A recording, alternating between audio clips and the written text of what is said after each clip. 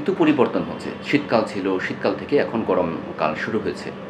তো এই মৌসুমে আপনার কিছু ভাইরাসের আধিক্য পরিবেশের মধ্যে থাকে। বাতাসে, পানিতে, ধুলাবালির মধ্যে।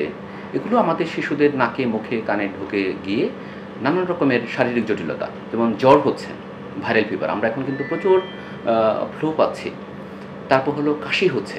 এই যে আপনার পলিউশনের কারণে, অতিরিক্ত গরম, ঘামের কারণে শিশুদের কাশি, হাঁপানি, ব্রঙ্কোলাইটিস এগুলো হচ্ছে, নিউমোনিয়া হচ্ছে, ডায়রিয়া হচ্ছে। কারণ অতিরিক্ত গরমের ফলে মানুষ খুব বেশি হাইজিন মেনটেন করছে না, অর্থাৎ রাস্তার পানি পান করছে, আখের রস পান করছে, যেগুলো খুব বেশি হাইজিনিক না।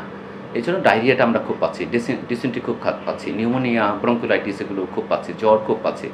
আরও 2-3টা ওষুধের কথা বলবো, যেমন কনজাংটিভাইটিস, চোখের ইনফেকশনস। এই গরমকালের শুরুতে আমরা প্রচুর কনজাংটিভাইটিস পেয়েছি। তারপর হলো র্যাশ, স্কিনে র্যাশ পাচ্ছি, মামস পাচ্ছি, এবং চিকেন পক্স।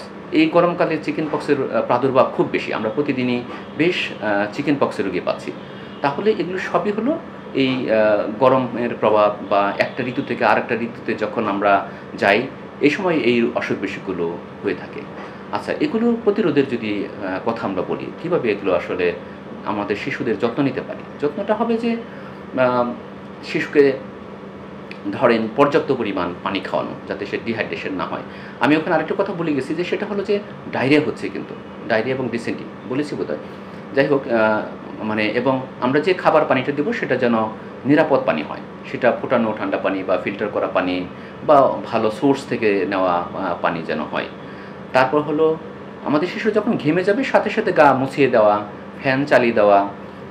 তারপর হলো দৈনন্দিন গোসল করা। অনেক মারা ঠান্ডা লেগেছে, একটু জ্বর আছে, গোসল করাতে চান, আসলে প্রতিদিন গোসল করানো দরকার আমাদের। গোসল করানো, সুষম খাবার খাওয়ানো, শিশুর রোগ প্রতিরোধ করার ক্ষমতা বাড়াতে হবে। এই জন্য সুষম খাবার, 1 দিন 2 দিন 1-2টা ভিটামিন খেয়ে রোগ প্রতিরোধ করার বাড়ে না।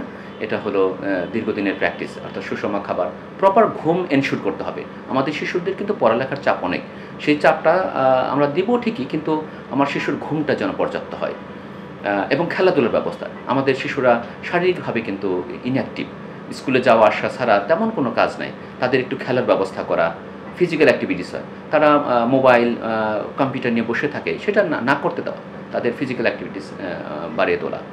আর যখন অসুখ বিসুখ হবে, দ্রুত ডাক্তারের পরামর্শ নেওয়া।